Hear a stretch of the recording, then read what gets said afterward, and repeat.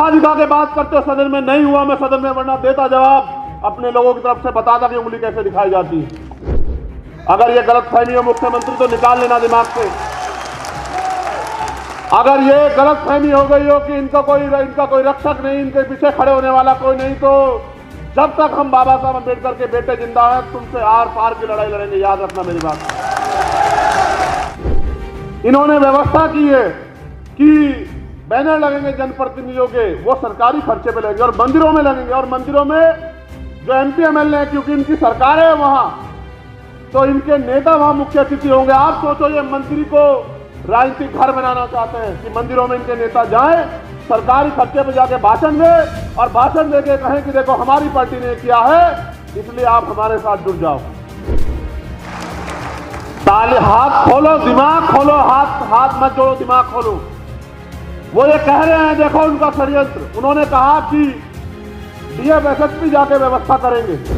ये हमारे दलित पिछड़े वर्ग के लोगों को बेवकूफ बनाने की तैयारी है, उनकी वोट को लूटने की तैयारी है। ये कोई धार्मिक नहीं है। अगर धार्मिक होते तो मंदिर छोड़ के गोरखपुर का ये लखनऊ की सत्ता पे नहीं बैठे होते, आप सब लोग जानते हैं। अगर तैयार करना है तो सुरक्षा करो बहन बेटियों की, उत्तर प्रदेश में और देश में जहां तुम्हारी सरकार है। निकम्मो, बहन बेटियों की सुरक्षा नहीं कर पाते हो, भाषण देते हो, बेटी बचाओ बेटी पढ़ाओ के नारे देते हो, और आपकी सरकारों में हाथरस के साथ क्या हुआ आपने नहीं देखा क्या? केंद्र की भारतीय जनता पार्टी की सरकार है, वो इतनी नालायक सरकार है कि उसने तो अपने पूंजीपति मित्रों को खुश करने के लिए पूरे आरक्षण व्यवस्था का तमाशा बना दिया। इसका परिणाम हमने 69,000 शिक्षक भर्ती में देखा। कल भी उस पर एक आदेश आया कि पूरी वो 6800 जो नियुक्ति अलग से दी गई थी हमारे आंदोलन के बाद, वो निरस्त कर दी जाए। हमने देखा कि 69,000 शिक्षक भर्ती में 20,000 पद हमारे खा गए, चोरी और ऊपर से सीना चोरी। और फिर इनके बचाव में न्यायालय खड़े हो जाते हैं, ये अच्छा नहीं है। इसलिए ये जब धर्म की बात करके हमारे लोगों को गुमराह करने का काम करेंगे तो हमारे अपने लोगों को हमें जाके बताना है कि आप इनसे ये भी सवाल पूछो कि आपके बच्चों को रोजगार कहां से मिलेगा, आपकी जेब में पैसा कहां से, जमीन कहां से मिलेगी, आपको आगे बढ़ने के अवसर कहां से मिलेंगे। अभी अभी मुख्यमंत्री जी ने एक काम और किया, मैं उस पर भी आऊंगा। यह एक षड्यंत्र है, मैं उसको बेनकाब करूंगा अपने लोगों के सामने। यहां हमारी एक और 5 मांगों में जो हमने रखी थी, उसमें यह भी मांग थी कि एससी एसटी ओबीसी के लोगों को ठेकेदारी में जो सरकारी ठेके आते हैं, उन ठेकेदारी में आरक्षण की व्यवस्था होनी चाहिए, क्योंकि नौकरी आपने आजाद भारत में किसी को ज्यादा लोगों को नहीं दी। जो जमीनें दी गई थी पूर्व की सरकारों द्वारा, वो जमीनें भी सरकार छीन रही है। और उसका मैंने इतने दिन पहले आपको जागरूक किया था। कल सरकार ने कहा कि एससी एसटी की जमीन जो है उत्तर प्रदेश में कोई भी ले सकता है, डीएम से परमिशन की जरूरत नहीं है। ये जमींदारों को, सामंतियों को, पूंजीपतियों को हमारी जमीन छीनने की अथॉरिटी दे रहे हैं। तो मैंने मुख्यमंत्री से अभी ट्वीट करके कहा, ये मेरा संदेश है उनको कि ये गलतफहमी में मत रखना कि इनको कोई संभालने वाला नहीं, इनका कोई रक्षक नहीं है। अगर ये गलतफहमी हो मुख्यमंत्री तो निकाल लेना दिमाग से। अगर ये गलतफहमी हो गई हो कि इनका कोई रक्षक नहीं, इनके पीछे खड़े होने वाला कोई नहीं, तो जब तक हम बाबा साहब अम्बेडकर के बेटे जिंदा हैं तुमसे आर पार की लड़ाई लड़ेंगे, याद रखना मेरी बात। साहब ने कहा जो जमीन सरकारी है वो जमीन हमारी है, क्योंकि जब देश आजाद हुआ व्यवस्था के कारण जिन लोगों के पास कोई साधन नहीं थे उनको आगे बढ़ने का कोई रास्ता नहीं दिया। अगर ना होते बाबा साहब अम्बेडकर तो आज हमारे तन पे ये कपड़े भी नहीं होते। इसलिए मैं सरकार को इस मंच के माध्यम से चेतावनी देना चाहता हूं, केंद्र की और भारतीय जनता पार्टी जहां सरकारें, कि अपने षड्यंत्र करने बंद कर दो, वरना अंजाम दुरुस्ता बहुत बुरा होगा। इस बात को याद रखना।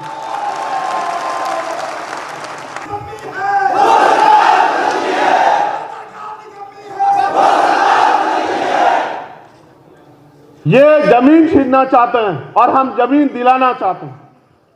ये बात भी आपको बतानी पड़ेगी कि जमीन दिलाने की ताकत सरकार में होती है। इसलिए हम कहते हैं कि अपने लोगों को चलो ताकतवर बनो।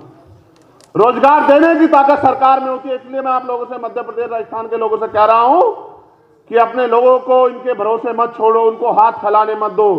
रोजी रोटी के लिए मोहताज हो गए हमारे लोग, वहां इनके भरोसे मत रहो। अपने लोगों को ताकतवर बनाने के लिए, उनको समझाने के लिए उनके बीच में जाओ। और भी कई मांगे हमने वहां रखी थी उस समय, लेकिन क्योंकि हमें आगे बढ़ना है और बहुत सारी महत्वपूर्ण बातें करनी है आपसे।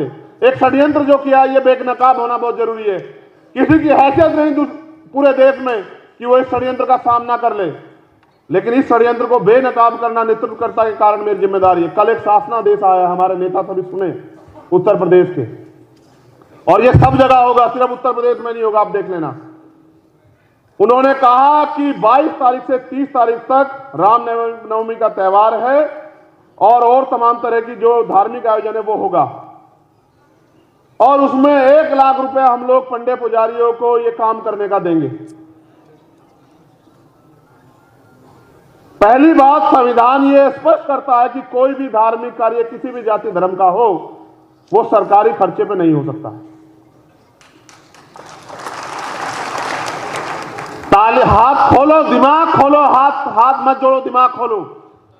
वो ये कह रहे हैं, देखो उनका षड्यंत्र। उन्होंने कहा कि डीएम एसएसपी जाके व्यवस्था करेंगे, एसडीएम जाके व्यवस्था करेंगे। उनका लक्ष्य क्या है, इस बात को समझो भाई। धर्म आपका व्यक्तिगत मामला है, कोई आपको आपके धर्म को मानने से नहीं रोक सकता, और चाहे वो हिंदू धर्म के लोग हो, मुस्लिम धर्म के लोग हो, ईसाई धर्म के लोग हो, सिख धर्म के लोग हो, कोई भी धर्म देना सिखाता, लेना नहीं सिखाता, लूटना नहीं सिखाता, जो ये सिखाते हैं। लोग अपनी आस्था ये होती है कि वो अपना खर्च करके अपने धर्म को सींचते हैं। ये है असली धर्म। इन्होंने व्यवस्था की है कि बैनर लगेंगे जनप्रतिनिधियों के, वो सरकारी खर्चे पे लगेंगे और मंदिरों में लगेंगे, और मंदिरों में जो एमपी एमएलए हैं, क्योंकि उनकी सरकार है वहां, तो इनके नेता वहां मुख्य अतिथि होंगे। आप सोचो, ये मंदिर को राजनीतिक घर बनाना चाहते हैं कि मंदिरों में इनके नेता जाएं, सरकारी खर्चे पे जाके भाषण दे, और भाषण देके कहें कि देखो हमारी पार्टी ने किया है, इसलिए आप हमारे साथ जुड़ जाओ। ये हमारे दलित पिछड़े वर्ग के लोगों को बेवकूफ बनाने की तैयारी है, उनकी वोट को लूटने की तैयारी है। ये कोई धार्मिक नहीं है। अगर धार्मिक होते तो मंदिर छोड़ के गोरखपुर का ये लखनऊ की सत्ता पे नहीं बैठे होते, आप सब लोग जानते हैं।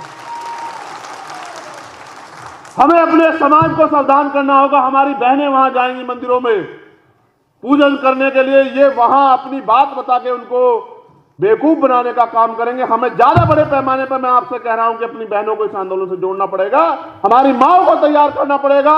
हमारी बहुजन सेनानियां जो इतिहास उनका गवाह है, इतना बड़ा इतिहास है, मां सावित्रीबाई फुले से लेके मां अवंतिकाबाई लोधी, मां झलकारी बाई, मां पन्नादाई, इतना बड़ा इतिहास है जिसका कोई तोड़ नहीं। उन वीरांगनाओं को, जो आज की वीरांगना, उनको तैयार करना पड़ेगा। कुछ यहां बैठी है, कुछ घर पे है, उनको हमें जाकर समझाना पड़ेगा कि इनसे कहो कि अगर वास्तविकता में तैयार करना है तो इन महिलाओं को सशक्त करो और हर महिलाओं को रोजगार दो।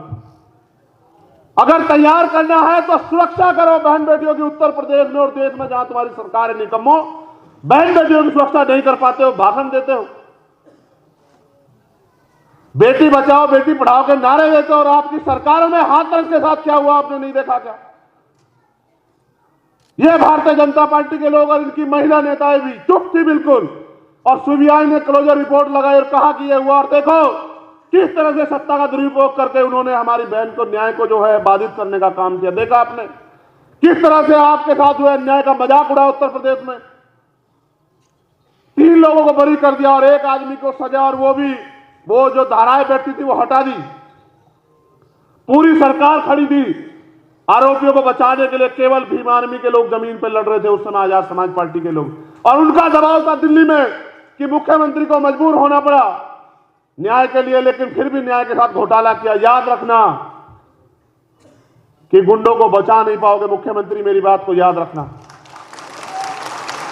क्या उंगली दिखा दिखा के बात करते हो? सदन में नहीं हुआ मैं सदन में, वरना देता जवाब, अपने लोगों की तरफ से बताता कि उंगली कैसे दिखाई जाती।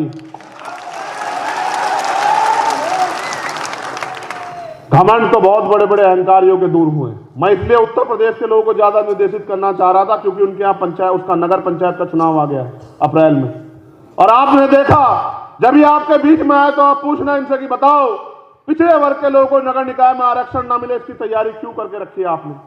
क्यों इतने दिन तक आपने जो है वो ट्रिपल टेस्ट पास नहीं करवाया? हमें अपने लोगों को समझदार बनाना पड़ेगा, जागरूक करना पड़ेगा। ये हमसे रिश्ते भी वोट के रखते हैं। जिस दिन वोट का अधिकार आप पर नहीं था, ये आपको शूद्र कहते थे, अछूत कहते थे, नीच कहते थे, आपके अधिकारों को इन्होंने छीन रखा था। ये आप जानते हैं, इतिहास पढ़ के देखो कि किस तरह परंपरा कुरीतियों के नाम पे, सती प्रथा, विधवा व्यक्त, तमाम कुरीतियों के नाम पे इन्होंने इस देश की महिलाओं को जो है शोषण करने का काम किया। अरे मेरे मूल निवासी बहुजन समाज के लोगों, अपने दिल पे हाथ रख के पूछो कि सती प्रथा के नाम पे अगर आज सती प्रथा होती और आपके घर में अगर आपके घर में कोई बहन विधवा हो जाती, चाहे वो आपकी बहन हो, भाभी हो, मां को, उसको शंखलों में बांध के अगर जलती चिता पे लिटाया जाता तो आपके छाती पे क्या बीतती, आपके दिल पे क्या बीतती, आप सोच के देखो। क्योंकि तब हम पे अधिकार नहीं थे, देश सब गुलाम हुआ। जब इस देश के बहुजनों को लड़ने का अधिकार नहीं था, उनको हथियार उठाने का अधिकार, तब गुलाम हुआ। आज गुलाम करके दिखा दो। अगर किसी की मां ने दूध पिलाया विदेशी की, चाहे वो चाइना, पाकिस्तान या कोई सा भी देश हो, जिसको गलत फहमी अब गुलाम बना के दिखाओ। ये गुलाम तब हुए हम जब इनके हाथ में पावर थी और हम बहुजन लोगों को, दलित, पिछड़े, आदिवासी और अल्पसंख्यक लोगों को कहा कि तुम हथियार नहीं उठा सकते हो। आज तो हम अपने हकों के लिए लड़ने को तैयार। मैं आपसे यह भी कहना चाहता हूं, पूरे देश से आए लोगों को, आप जाके वहां मुझे रिप्रेजेंट करेंगे, आप बताएंगे, मैंने कहा था डायरी पेन लेके आना कि हम क्या चाहते हैं। मैंने आपसे अपील की कि पार्टी गाइडलाइन से अलग हटके अनुशासन को त्याग कर कोई काम ना किया करें। आपका अनुशासन आपकी ताकत है। जब आप अनुशासित रहेंगे, इससे आपकी ताकत बढ़ेगी। जब आप गाइडलाइन पे रहेंगे, तब आपकी ताकत बढ़ेगी। जब हम भीड़ बन जाएंगे, आपकी ताकत नहीं बढ़ेगी। इसलिए जो पार्टी के आदेश आते हैं उनको पालन किया करो भाई। ये बात मैं आपसे कहता रहता हूं भाई। जितना इस पार्टी के लिए मैं जिम्मेदार हूं, कि आप लोग जिम्मेदार नहीं हो? जो सब लोग बैठे बताओ जरा, जो सब लोग बैठे बताओ, क्या मैं अकेला जिम्मेदार हूं? क्या सारा भार मेरे कंधों पे या आपके कंधों पे भी है कुछ? तो आप लोग ये क्यों नहीं ख्याल रखते कि किसी भी कारण आपकी पार्टी का मान सम्मान कमजोर नहीं पड़ना चाहिए? आपकी किसी बात से आपके किसी साथी को गिलानी, अपमान महसूस नहीं होना चाहिए? आप इन बातों का ख्याल क्यों नहीं रखते हो? इसलिए दिशा निर्देश के तौर पर मैं कह रहा हूं कि जो आपसे वरिष्ठ साथी हैं, उनके आदेशों का पालन किया करो। और आपको कोई शिकायत हो तो उसको जब मीटिंग हुआ करे, समीक्षा हुआ करे, तब जो है अपनी बात को रखा करो। सार्वजनिक उपक्रमों पे अपनी बात को ना रखा करो। उससे आपकी पार्टी, आपके संगठन की छवि को धब्बा लगता है। क्या आप अपनी पार्टी संगठन के विरोधी हो? तो आपको चाहिए कि संयम और धैर्य के साथ अपनी बात को समय मिलने पे रखें, धैर्य रखें। अगर आज मुलाकात नहीं हो रही है तो जरूरी नहीं कि आज उस बात पर चर्चा, 4 दिन बाद मुलाकात होगी तब चर्चा हो जाएगी। अभी हमारे एक वरिष्ठ साथी ने मुझसे कहा कि भाई मुझे आप उत्तर प्रदेश की लिस्ट दे दो। तो मैंने उनसे कहा, क्योंकि वो बहुत धैर्यपूर्ण हमारे नेतृत्व करता है, तो मैंने उनसे कहा कि जब हम दोबारा मिलेंगे तब मैं आपको दे दूंगा। उन्होंने एक बात में समझ लिया। आप भी समझा करो। अब ये पूरा आपके कंधों पे है, स्पेशली नौजवान लोगों के। ये नौजवान लोगों के कंधे पे है। मैं बिहार के साथियों का भी धन्यवाद करना चाहता हूं कि उन्होंने बहुजन समाज जोड़ो भाईचारा तैयार करो यात्रा के जरिए पूरे बिहार में जो सत्ताधारी दल के साथी लोग हैं, उनकी यात्रा में भी इतनी भीड़ नहीं थी जितनी भीड़ उन्होंने जुटाने का काम किया, जितनी मेहनत करने का उन्होंने काम किया। मैं वहां के नेतृत्व करता दोनों साथियों का, और वहां से पहुंचे सभी और जो वहां हैं उन सभी साथियों का दिल से धन्यवाद करता हूं कि वहां भी उन्होंने आपने एहसास करा दिया कि आने वाले कल में आजाद समाज पार्टी भीम आर्मी के बिना वहां भी आगे राजनीतिक आंदोलन उन लोगों का नहीं बढ़ सकता। तो इस बात को आगे बढ़ाते हुए मैंने बीच में भी कहा और आप सब आपसे पुनः कह रहा हूं, क्योंकि आधी आबादी को ये लोग प्रभावित करने का काम करेंगे, इसलिए मैं आपसे कह रहा हूं कि ज्यादा बड़े पैमाने पे बहुजन समाज की महिलाओं को आप लोग अपने संगठन पार्टी से जोड़ने का काम करें, उनको जिम्मेदारी देने का काम करें, उनको समझाने का काम करें, उनको एहसास कराएं कि देश में क्या चल रहा है और देश में जो देश के दुश्मन लोग हैं, जो नकली राष्ट्रभक्त लोग बनते हैं, वो क्या करना चाहते हैं, ये बताने का काम भी आप महिलाओं को करें। ठीक है? मैंने आपसे पिछले भीम आर्मी के अधिवेशन में कहा था कि हम जल्द अपना अखबार जो है वो करेंगे। तो हमारा न्यूज पोर्टल रेडी हो गया है, अगले महीने हम लोग उसको लॉन्च करेंगे। आगे जो भी नियुक्तियां होगी, जो भी रैलियां होगी, सब चीजों की इंफॉर्मेशन आपको उस पर मिला करेगी। अगले महीने हम लोग उस न्यूज पोर्टल को लॉन्च करेंगे। यहां बिजनौर के साथी भी हमारे आए हुए हैं, वहां हमारा कार्यालय भी बना है नगीना में। उस कार्यालय का भी उद्घाटन हम लोग अगले महीने करेंगे। आप लोग तैयारी कर लो, अगले महीने उस कार्यालय का उद्घाटन भी नगीना में होगा। ठीक है।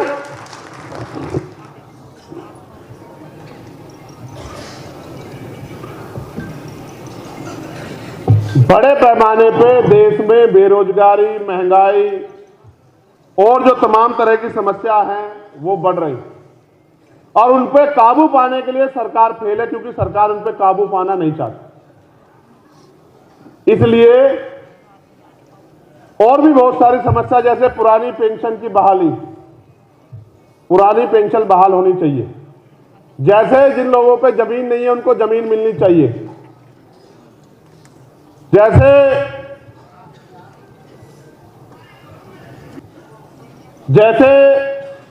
रोजगार करने के लिए जब सरकारी नौकरियां नहीं है, प्राइवेट नौकरियां नहीं है, तो बिजनेस करने के लिए हमारे लोगों को लोन मिले। जैसे इन घटनाओं का जिक्र किए बगैर बात पूरी नहीं हो पाएगी। जिस तरह से नफरत की आग में देश को झोंका जा रहा है, अभी जो घटना राजस्थान में घटी, जहां नासिर और जुनैद को तथाकथित गुंडे जो थोड़े से धन के लिए पशुओं की तस्करी करते हैं, उन गुंडों ने, जो तथाकथित गोरक्षक हैं, उन्होंने उन बच्चों को राजस्थान से उठाया, हरियाणा में लाके पीटा, फिर थाने लेके गए और थाने में ले जाकर पुलिस को उनको सौंपने का काम किया। उनकी हालत देख के पुलिस ने मना कर दी, तो उन दोनों बच्चों को बेल्टों से बांधकर उनको जिंदा जलाने का काम किया।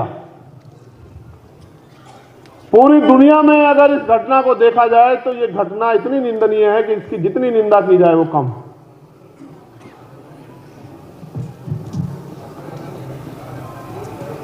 जब मैं सती प्रथा का जिक्र कर रहा तो बिल्कुल ऐसा ही दर्द पैदा होता है जो इस घटना में हुआ, जिंदा लोगों को जलाने का। वो तो मैं धन्यवाद देता हूं राजस्थान और हरियाणा की टीम का, उन्होंने एक दिन में पूरा 1 दिवसीय आंदोलन करके सभी मुख्यालयों पे, और उनके सहयोगी के रूप में उत्तर प्रदेश, उत्तराखंड की टीमों ने सभी जिला मुख्यालयों पर आंदोलन करके उस निकम्मे मुख्यमंत्री को उन परिवारों से मिलने जाने के लिए मजबूर कर दिया, जबकि उनकी सरकार में अभी तक गिरफ्तारियां नहीं हुई।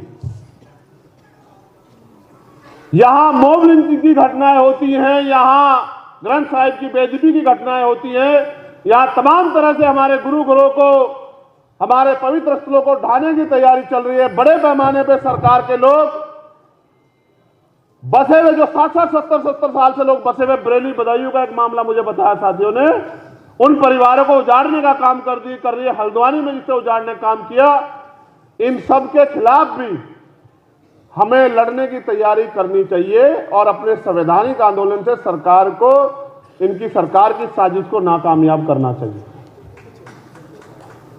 हमें